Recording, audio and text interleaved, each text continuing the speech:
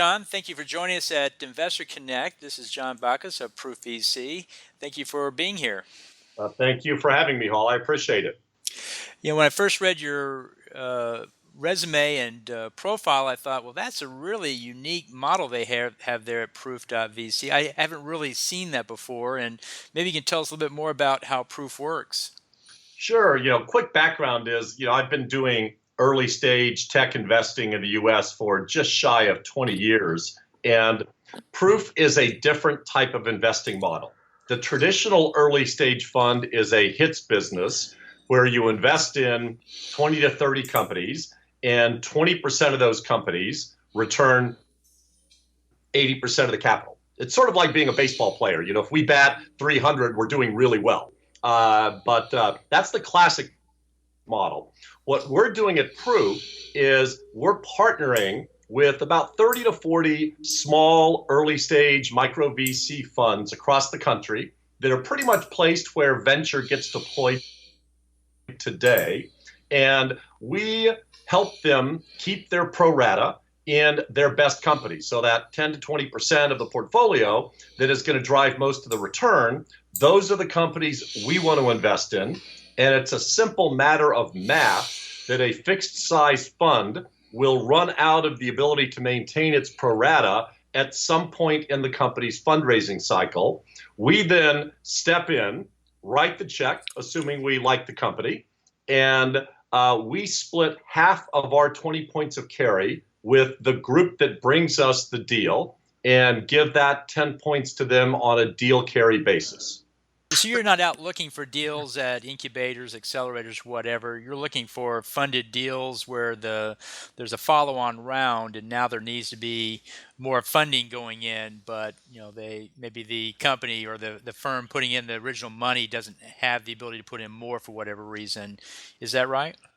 Yeah, we're generally investing in the company's third, fourth, or fifth funding round. Now, 20 years ago, that would be a C, D, or an E round. Today, most companies are starting with a pre-seed, then a seed, then maybe a seed series 1, series 2, before they get to an institutional A. So in today's terms, we're probably coming in sort of A, B, C, and D rounds. And we've made 8 investments in the last year, and I think we've done at least one in every one of those rounds. Can you give a specific example with don't have to mention names or anything, but what the numbers were and how that worked out for the company, the original investors, and then for Proof as far as who put in what and who got what out of that? Well, we made the investments over the last year, so none of these have sold yet. Although my expectation is that they will much more quickly than a company that obviously gets its first round of funding. Just give you a couple of examples. We put about $2 million into a company called Zipline. Zipline's based in the Bay Area. They are a drone delivery service. It's not a quadcopter. It's actually a fixed-wing aircraft. It delivers a payload of about 2 pounds today and about 3 pounds by the end of the year. They're live in Rwanda, doing 10 to 20 flights a day, flying blood from the central blood bank to rural parts of Rwanda. Now, why is that a big deal? Because in Rwanda, 1,000 women die every month in childbirth because out in the remote areas, they don't have refrigeration or blood supply. Today, the only way they try to help those women is make a phone call to the blood bank and then put it on the back of a motorcycle. That takes 3 to 4 hours in many cases. We can get to 80% of Rwanda in 30 minutes or less, delivering 2 pints of blood. So that's a great company. Obviously they are going to expand well beyond Africa, going into first world countries as well. That one came to us through a small group in California, $20 million fund. They had tapped out, with about 5 to 7% of their fund in that one investment. And in the first round, we put $2 million, the equivalent of 10% of their fund into that company. And we expect they'll do another round, sometime in the near future, and we'll probably double that amount of money. So in this case, the small micro VC that brought us Zipline is going to have 10 points of carry on a deal carry basis on what's probably going to be $5 to $7 million in this one company. Right. And so how much did they actually put in originally? And then what was round two? Was round two going to be like $1 million round, or I guess it was a $3 million round or more because you put in two. Is that right? We put in two. Well, in this case, it was a $25 million financing round. Ah. It was led by Andreessen Horowitz, but this company has marquee investors. It has Sequoia, it has Google Ventures, it has Paul Allen's Vulcan Group, it has Jerry Yang. This was a very competitive company that had multiple term sheets, and in this case, Andreessen Horowitz and Visionaire Ventures basically, split the round. And if you weren't writing the term sheet and you weren't an insider, you didn't get into this financing round, into this very interesting company. So how did you come up with this model? What drove you to come up with the follow-on funding gap that's out there? What was the background to it? Well, it was really two things. As I said, I've been doing early stage investing for a long time now, and we were sitting here in 2004, a little over 10 years ago, with a 2000 vintage year fund, which of course was an awful vintage year. That fund ended up doing great. It was a top 3% decile fund. But we had, in 2004, we called all of our capital, and we had 3 or 4 or 5 companies that were clearly outperforming. And we had interest in those companies from the likes of IVP, Sequoia, NEA, Insight, DFJ, Mayfield, 3i, a bunch of VCs, and we're sitting there pulling our hair out saying, damn, we got all these, big names out there that want to put money into these companies, and we own 10 to 20% of each of them, and we're out of cash. And so the inspiration that hit us is we said, let's go out and raise what we then called an opportunity fund, which is not an I ran out of money fund, which a lot of people have raised. And we went out to our LPs and we said, we're only going to invest in, a select number of companies from our underlying early stage portfolio that meet the following criteria. Number one, they're raising an up round. Number two, their revenue is at least doubling year over year. Number three, they have multiple offers from brand name VCs. And so we ended up doing that. We raised a small fund. We invested in 4 companies. One went bust, one went public, and the other 2 each sold for about $500 million each. Not surprisingly, that little fund had a really interesting financial model, great IRR, great cash multiple. But the best part of it was we got everyone their committed capital back in under 3 years. So we sort of looked at this and said, wow, here we are sort of able to optimize for IRR, for cash on cash multiple, as well as shorten the J curve dramatically. And in venture, venture's a high alpha game. It's generally not a low beta game, but we think what we've done is come up with a model that's both high alpha and low beta for investors in this asset class. Seems like that'd be a good model for family offices too, to get involved with it, because it's a great way to, they can either invest in your fund or you can invest in the deals that they've started to lead down the way where they need more funding to go along as you're sharing the carry with them. That's an interesting idea there. Yeah, family offices are great partners for us. In fact, most of our investors in the first close we had on this fund are family offices. And you're right, with a family office, it's often a two-way street because they make direct investments, yet most of them, except for a very small handful, are limited as to how much they are willing to put in any one investment. So we can be a capital partner for them. And the flip side is family offices love our model because we encourage co-investment.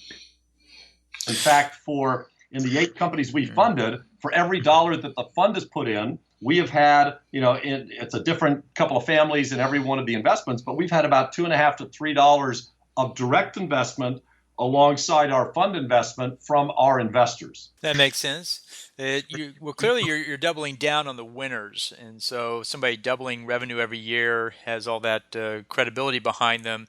They're going someplace, and I guess in some sense it's a momentum play. There's got a lot of momentum behind them, and you're adding on to it. Is that correct? Yeah, I don't like the word momentum. It sounds like something a hedge fund player does. What I'd say is that in the 20 years I've been doing this, the way you win in venture has changed fundamentally.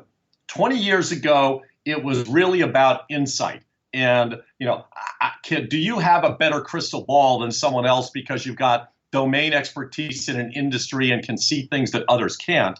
Insight's still important today, but I would argue that the more important thing today is access, because we have pretty much ubiquitous information out there about just about every one of the 18,000 private companies in the U.S. venture ecosystem that is basically has about $1 trillion market value across those 18,000 companies. And whether you go to, Crunchbase or Preqin or PitchBook or whatever it may be, you can find out just about everything about every company. So access to information really has been commoditized. The question is, when you see a company breaking away from the pack, how do you get into it?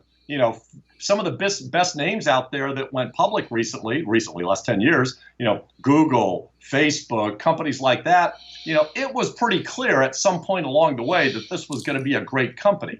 Yet, generally, in that next round of financing, it was only the group that wrote the term sheet that got into it. So this would be a good model for those who want to play the pre-IPO game. I want to get there just before it goes public, and of course, the price may or may not be what you want there. But those who want to engage in that effort would find this a useful access point, it sounds like. Yeah, we want to come in well before the pre-IPO round. So this is not really a growth equity play. This is a play where, we're going to be coming into a company 2, 3, 4 rounds possibly before an IPO. So as I sort of think through the companies that we did, Zipline, was sub 10 million in revenue when we invested in them. We invested in, a company called Casetext that was sort of in a similar space. We then invested in some companies that were a little bit more mature. We have a company like Signified that was doing 20 to 30 million in revenue. Mimibox was about 100. Prolacta's about 100. Casper's a few hundred. Yubico's in the teens. So, we don't want to invest in unicorns. We haven't invested yet and don't plan to in a company with $1 billion valuation. That's a different game than what we're doing.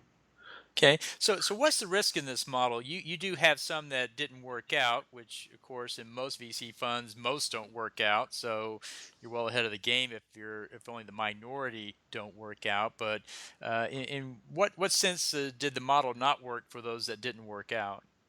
Well, so even companies that are growing in revenue, that are led by a great VC, that have a competitive dynamic, they're all not going to work. Obviously that portfolio is de-risked relative to companies that have no revenue or no product in market. So it's a de-risked portfolio, but it's not a risk-free portfolio. We expect to sort of flip the classic venture model upside down, and instead of having 20 to 30% winners, we'll have 20 to 30% losers. The risk, I would say, mostly here is going to be in execution.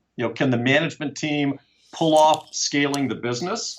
It's going to be competition. If they're one of 3 players in the space, are they the big winner or the follow-on winner? If you look at some of the data out there about sort of new industries that venture industry has created, the spoils of returns go to the category winner. And the winner generally gets an exit value about 10x the next player, which is about 5x the next player, and so on. And then the last thing that's a risk is an exogenous risk. What if we have another 9/11? What if we have another global financial crisis like 2008? What if we have a venture downturn like we did in March 2000? What if we have a 20% drop in the stock market? So it's not risk-free, but we think we have adjusted the risk really, really nicely relative to a classic portfolio approach. Well, it sounds like you're not doing the 2 and 20 model, which most VCs are doing, and is increasingly coming under fire. I find more and more, especially family offices, not willing to pay the 2 and 20, wanting something more efficient. And it sounds like you have a pretty efficient model there. And if you don't have to go out and look at every single deal that comes through the door because you have a very specific list, it seems like you've got some good efficiency built in there. How else can it be efficient? Well, what we do for family offices is, we do have a 2 and 20 model, but we only take 10 of the 20. 10 of it basically goes to pay to access this hard to get investment. But what we offer our family office investors is the ability to double down on whatever they put into the fund, fee-free and carry-free. So, for example, if we have a family office that's a $5 million investor of ours, they get to invest $5 million in whatever deals they want, as long as we have additional access to them, without paying a management fee or carry. So effectively, they're able to deploy 10 million at a 1 in 10 model instead of a 2 in 20 model. And we found that families really love that because they're sort of combining a well-diversified but blind pool with the ability to selectively invest in companies that either hit a stage, meaning later stage or earlier stage, or a sector or a geography that they're particularly interested in. Well, that's a great model there. What else do you want to tell us about that? Well, I'm happy to talk to you about anything you want. I spent 4 years on the board of the National Venture Capital Association. Just stepped off of that when my term limit ran out. So happy to talk about the venture ecosystem, how we fit as a country into the global ecosystem of venture, what's changing, what the threats are, any of the stats, anything you like. Well, what about your background? You've run VC funds for quite some time. Maybe give us a little bit more detail about you've run there and how you got to the point where you are now. Sure. Well, I'm a guy who grew up all over the country. My dad worked for Exxon, and so I moved from Indiana to South America to New York, and then went to junior high and high school in Houston, Texas. Went from there out west to school, went to Stanford undergrad and business school, worked at Bain & Company, went to work for the first Bain Capital portfolio company. That was bought by a company back in the Washington, D.C. area, which moved me back here. And I sort of worked in that industry. It was the airline industry for 2 or 3 years, and then in 1990, along with 3 other people, started a technology company, which was an early electronic banking company that we grew quite nicely. We took public in the mid-90s. I brought in my replacement as CEO in the late 90s and started doing venture then. And I got my start with Tim Draper.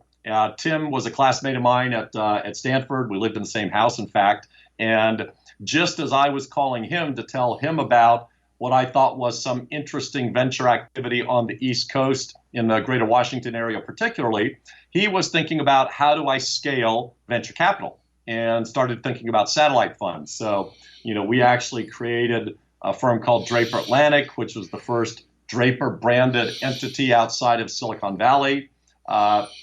We merged it about 7 or 8 years later with the DFJ entity up in Boston that was called DFJ New England.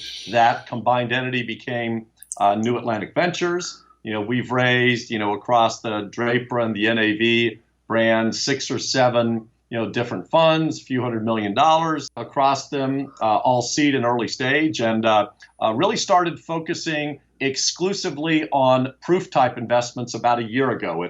As you can imagine, it took us a while to perfect a model, in a limited partnership agreement to blend fund level carry for us with deal level carry for the originating GP, to perfect the affiliate relationship, between us and those 35 smaller groups, et cetera. There's quite a history in the VC community, and the DFJ brand, I'm sure, brought you quite a bit of exposure into the industry. It's a great brand. Tim's a good friend, but it's a great brand. They've really been behind some great companies. Well, that's great. Well, I appreciate you taking time to share this information about Proof and your background. How is the best way for people to reach you?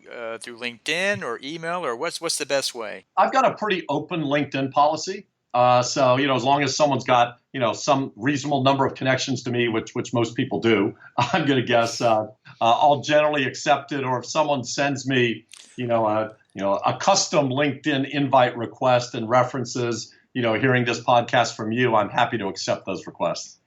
Great. Well, we'll put the LinkedIn profile in the show notes, and then make that the way that people get back in touch with you as well. And we'll get this out to the rest of the community, as it sounds like a great service to those in the family office, micro VC, and other parts of the venture capital world. And love to have you come back on and talk further about venture investing. We'll have to look for what topic's best, but I'm sure you've got quite a range of experience there to cover just about anything we throw at you, I believe. Happy to do it, Hall, and thank you for the service you're providing to the industry. Cool. All right. Well, thank you so much. You bet. Bye-bye.